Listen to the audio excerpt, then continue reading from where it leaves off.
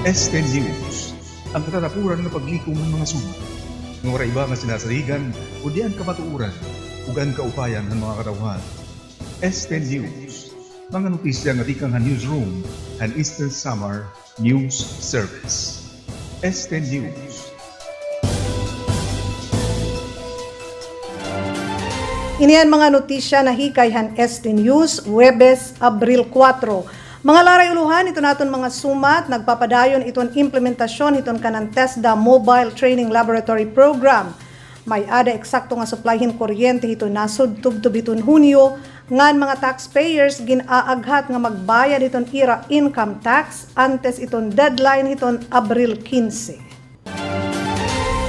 Ngan para iton detalye ito naton mga sumat, padayon iton implementasyon iton kanang TESDA Mobile Training Laboratory Program. Sumala kan TESDA Provincial Director Rolando Juanillo, hanakalabay nga Marso 28 gindumara an MTL graduation hin 133 nga mga benepisyaryo dito habong tuhan kinapundan. Dida ini nga kabugusan nga ihap, may ada ini 29 nga nagtapusan plumbing, an iba naman ang nagtapusan pastry making leading to bread and pastry production, cookery, electrical installation and maintenance, small engine leading to motorcycle small engine services. Ini nga MTL nga nabalorhin 3 million pesos inhatag hanpag or nga da naman hiton TESDA Eastern Samar. Ginkukumponer inihin portable boxes nga may ada sulod nga mga training equipment, tools and materials, mock-ups, curriculangan learning materials.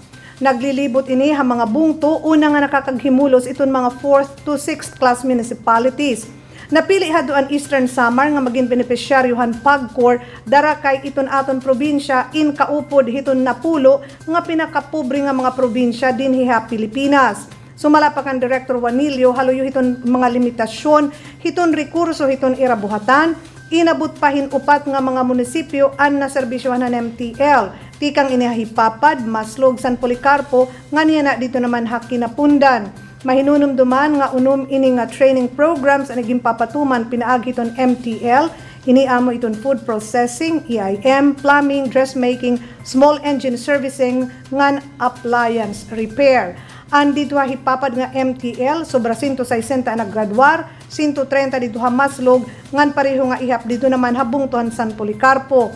Iginhayag ni Juanillo nga ginpapailarom hirahin competency assessment kung diin mapapamatud-an kung hirabain pwede na pumailarom hin magkaiba-iba nga TVET qualification ngan makakuhahin oportunidad nga makatrabaho dida hiton na bubuhaton naman nga mga jobs fair ha mga clustered municipalities. May da plano sumala pa kan Juanillo nga magkamayadahin job fair ha norte nga parte iton probinsya, ilabi na hipapad, Maslog ngan San Policarpo, diin tapos na ang MTL program ha nasabi nga mga bungto. Duha ka adlaw nga Techno Expo in binubuhat ha Eastern Samar State University, adin report ni Lani Moralios. 4th Techno Expo on Research Design and Innovation in ginbubuhat ha Eastern Samar State University Main Campus. Panig-upat nga Technology Exposition on Research Design and Innovation in padayon nga gibubuhat ha Kanuktan Hall han Eastern Samar State University nga may tema nga Expanding Possibilities through Technology and Innovation. Iniin kanan duha ka adlaw nga aktibidad nga gintikangan han ika-4 han Abril nga magpapadayon nga dahit ika-5 kundiin nagkakamay-adahin kompetisyon an kada research design ngan invention nga ginhimo. They will be coming up with exhibits of their research outputs or designs, projects, something like that, wherein they were just asked or required at least 3 entries per program. Kada college department at universidad in kinahanglan magpresentarhin tutulo nga research invention ngan para ang mga maapi hini in kinahanglan la sundon ang mga requirements. They will just simply submit an entry form stipulating the research title, the researchers, the advisor, the program head, and signed also by their college dean. May ada naman pipiliun nga tutulo nga winners for best invention and research design ngan outputs hit kada kategorya. Tigang din yan Sudalan Morongan, Lani Moralios, Eastern Samar News Service. Mga kaapi hiton Diocesan Commission on Migrants nagbubuhat hin bisita iglesia hambag kaiba-iba nga mga parokya din hiton aton dioceses. Report ni Eliza Celada. Sana nga tradisyonan mga Katoliko ang pagbisitan iba-iba nga mga parokya kada tuig ginaabot na Kwaresma. Ang Commission on Migrants ay nagbubuhat-liwat hiniparahan mga migrante nga pamilya, ira binibisitaan kada parokya, hamang kaduro dila nga bungtohan nga nasasakupan ng Diocese of Barangay. Sumala pa kan Sister Rolet Gebak, Migrant Ministry Coordinator, usa nga aktibidad han era komisyon in pagbisita ha mga kapilya nga hakada parokya nga may ada membro hit bukluran o migrante nga pamilya. One of the activities of the bukluran ng migranteng pamilya ay yung bisita iglesia. Ano po itong bisita iglesia? Yung aming bibisitahin po ay yung mga chapels within the parish. So kung saan po yung mga buklora ng migranteng pamilya na parokya, doon po kami bibisita. Yun po yung inaalala namin, yung mga taong nagmagandang loob na binuo o tumulong sa pagtatayo ng simbahan o yung chapel na yun. It is a sign na malakas yung kanilang pananampalataya. Gusto nila na ang kanilang pananampalataya ay mananatili sa mga pamilyang nandoon sa baryo na yun o sa barangay na yun. Ining aktibidad in tulo ng katuig nira nga buhatan han diocese. Nabisita na nira ito ng upat nga kapilya han bungtuhan sanpuli ngan hipapad. Ining aktibidad han Commission on Migrants in magpapadayon niya nga Kwaresma para hit pagbisita ha kada kapilya nga may ada membro hit bukluran ngan migrante nga pamilya. Tikang didan syudad han Borongan, Eliza Celada, Eastern Samar News Service.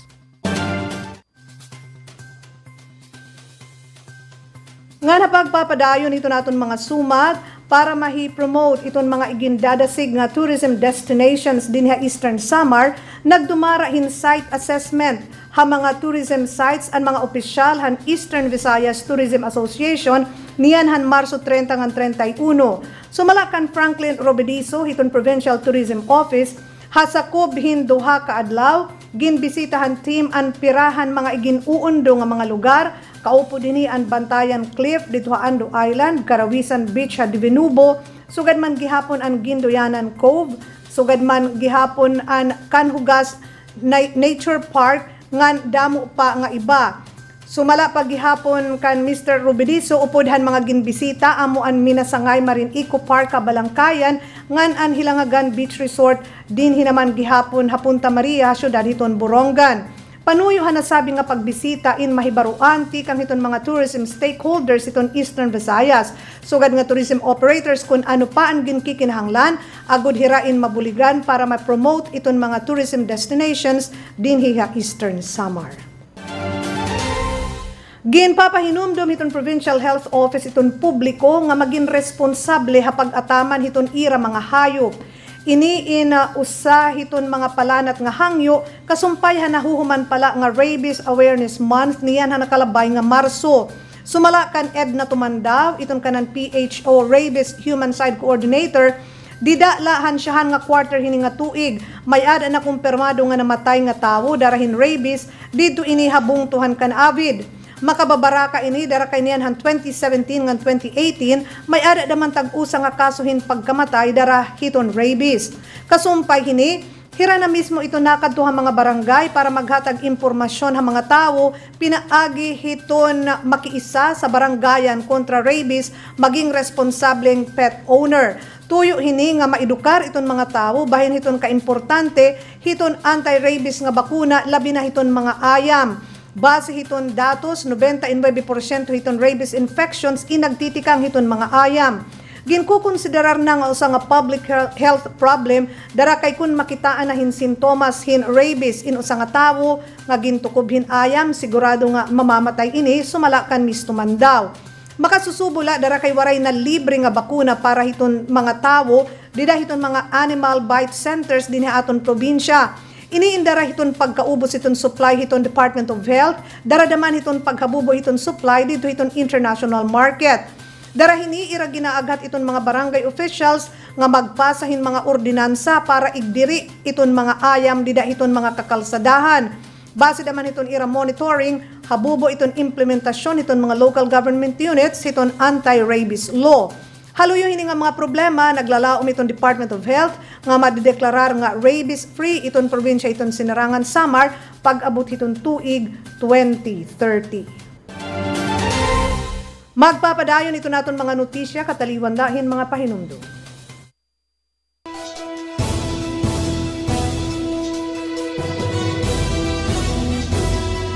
ESTE News, ang katatapuran ng paglikom ng mga sumat. Ng iba nga sinasaligan o diyan kamatuuran, ugan kaupayan ng mga katawhan. ESTE News, mga notisya nga di kang newsroom and Eastern Samar News Service. ESTE News.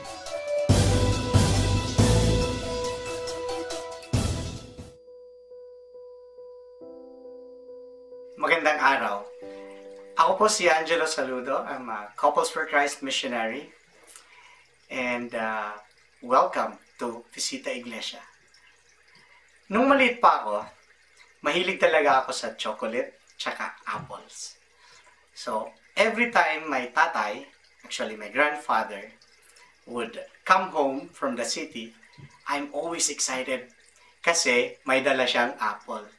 Ginagawa ko dun sa apple, I really slowly cut it kasi ayoko siyang masama yung seed inside. Kasi ang gagawin ko sa seed, I will go at the backyard, tapos itatanim ko ang seed ng apple. Kasi gusto ko talagang makakita ng apple tree. Tapos, pag nalaman ng mom ko, sabi ng mom ko, ano ka ba? Baliw ka ba? Of course, hindi yan tutubo dyan. Tutubo lang yan sa may mga snow. So, ang gagawin ko, I will go back to the house and scrape some ice in our refrigerator. And then go back and put it beside the seed. Of course, hindi naman siya tutubo. And tutubo siguro yung santol, but no apple. And fast forward, years after, I was blessed to be assigned in Canada. And first, lapag ko pa lang sa eroplano, na-host ako sa isang family. Tapos, sa backyard nila, I noticed some apples on the floor. Tapos sabi ko, uy, tito, bakit ang dami mong apples dyan? Ang sayang naman. Tapos sabi niya, that's apples from the tree. You know, hindi naman yan masarap na apple. Sabi ko, yan, wow, apple tree. So I took photos of the apple tree. I was really so happy in my life. And you know what, brothers and sisters, I realized that I can be happy in the little things. And that God actually answers prayers even in the little things. And you know, it's as if God is telling me, see, Jel, if I can make your dreams come true, even in the little and mundane things as apple, how much more for the bigger things? I am God. And you know, another realization of mine, brothers and sisters, is that our problem is not that we are not blessed. We are actually overblessed. Our problem is that we just don't recognize blessings. You know, we are invited to a banquet. Nandyan yung lechon, nandyan yung crispy pata, and everything. And yet, we choose to eat chips. Chichirya lang ang kinakain natin. When in fact, we are being offered a banquet. And brothers and sisters, another thing that I realize is that God is a promise keeper. Even in the little things and big things, God is a promise keeper. So I would like to challenge everyone this Lent. Let us recognize God in the little things, the blessings that He has given us. God bless us all.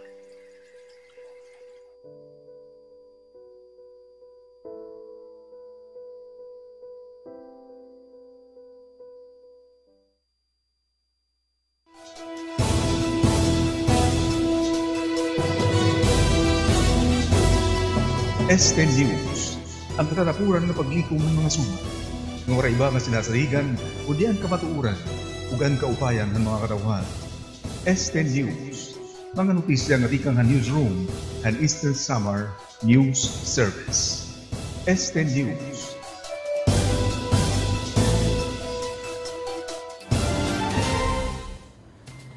Igin pahayag ni Senator Sherwin Gatchalian nga may ada eksakto nga suplahin kuryente iton Pilipinas tubtub hiton Hunyo iton pagtikang hiton tag-uran. Pero ini inkun waray mahinanabo nga breakdown hin mga power plants. Hi Gatchalian nga amo iton chairman hiton Committee on Energy dito sa Senado nagbuliw hini nga pahayag habot nga hin mga deklarasyon hin yellow alerts hiton energy supply dito sa Luzon didahan nakalabay nga mga adlaw. Sumala iya kausa hiton yellow alerts ang mga unscheduled breakdown hin mga power plants. Iton yellow alert inangangahulugan nga may ada pa naman power supply pero mas buti ay na ini darahan paghabubo hiton energy reserve. Pero nagsiring hiya nga damo naman iton dugang nga mga power plants yan na mga traditional nga renewable. Medyo haluson la iton dako nga problema dara kay kadak-an iton mga hydropower, iton surok, iton ira enerhiya. Kasumpay hini, nanawagan hi Gatchalian nga da iton management, iton mga power plants nga sundon, iton maintenance schedule nga magdumarahin preventive maintenance para malikayan iton diri naka-schedule nga mga breakdowns. Ang gihapon ini i-monitor hiton Department of Energy kung nasunod hira hiton nasabi nga mga maintenance schedule. Makikipag-meeting itong Department of Information Technology, hiton mga telecommunication providers hiton nasud para maka-estabilisar hirahin mga towers kaparte hiton kanang gobyerno probisyon para hin common tower policy. Sumala kan DICT Secretary Eliseo Rio Jr., ini amo iton siyahan nga higayon nga may ada sugad nga konsepto. Iton gobyerno in may ada initial target pagtudlukin 1,000 common tower sites ngan ini inigpipresentar di dahiton meeting nga bubuhaton hiton Biyernes kaupod iton mga opisyalis iton PLDT, Globe Telecommunications ngan Mislatel. May ada 19 nga mga common tower providers nga pinirma na hin Memorandum of Understanding ngan hiton DICT. Una hini ang departamento inaghimuhin palisiya nga nagtutuyo suportahan iton mga common tower providers basta la nira may ada kontrata ngan hinusa nga telco provider. Ginaaghat iton Bureau of Internal Revenue iton mga taxpayers nga magbayad iton ira mga income tax antes pa man iton deadline iton Abril 15. Sumala kan BIR Deputy Commissioner Marisa Cabreros, iniin para waray na hassle kumpara hiton mag-file ka dida hiton ultimo nga adlaw. Iton mga mapapakyas hin pagbayad hiton ira buhis niyan hiton Abril 15 in papatukan hin 25% nga surcharge ngan 12% nga interest hakada tuig. Iton mga nakita lati kang hiton ira sweldo in kinahanglan nga mag-download hiton form 1700 tikang hiton BIR website antes magbayad dito ha bangko. Target iton BIR nga makahikay hin 2.3 trillion pesos yan ang upod na in 79 billion pesos tikang hindugang nga kikitaon pinaagi hiton implementasyon hiton tax acceleration and inclusion o iton train law. Igpapadayon itong Department of Education iton senior high school voucher program bisan kun nadidilatar iton pag-aprobar iton 2019 budget. Padayon nga kukuhaon iton DepEd iton serbisyo hin mga pribado nga educational institutions ngan iton DepEd public o non-DepEd public schools nga nag-o-offer hiton senior high school pinaagi hiton voucher program ha ilarom hiton expanded government assistance to students and teachers in private education. Iton reenacted budget in gagamiton ngan magpapabilin ini nga epektibo tubtub nga aprobahan na iton General Appropriations Act. Iton SHS VP inusa nga iskema nga naghahatag hin ayuda pinansyal nga da iton mga kwalipikado nga nakahuman hin grade 10 nga karuyag igpadayon iton ira senior high school ha mga private schools SUCs nga mga local nga napirdi ini didahan eleksyon niyan ha nakalabay nga Mayo. Sumalahin mga investigador ha Estados Unidos hinadjib ngan han iya mga ayudante in kinuha hinmasobra 4.5 bilyon dolyares tikang han 1 MDB tikang inihan tuig 2009 nga dahan 2014. Ginamit daw ang salapi para mag-produce hin mga pelikula ha Hollywood, pumalit hin mga hotels, ngan yate, mga alahas, ngan mga paintings. May ada daw $700 million nga igin alutaga parahan kanan Malaysia Economic Development pero nahingad to daw inihan bank account han anay Prime Minister. An anay Prime Minister inakusado hin 42 nga kaso hin criminal breach of trust, graft, abuse of power ngan money laundering. Iton asawa in akusado gihapon hin money laundering ngan tax evasion. Ini nga mga akusasyon in mahugot naman nga gindidiwara ni Najib Razak. Ini ang mga notisya nahikayan ESTE News, amo inihiiden, maupay nga oras, salamat ha iyo nga tanan.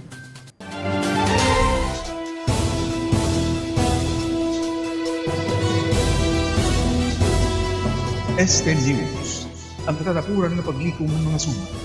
Ng iba nga sinasaligan, o diyan kamatuuran, ugan kaupayan ng mga katawhan. ESTE News, mga notisya nga tikang newsroom and Eastern Summer News Service. ESTE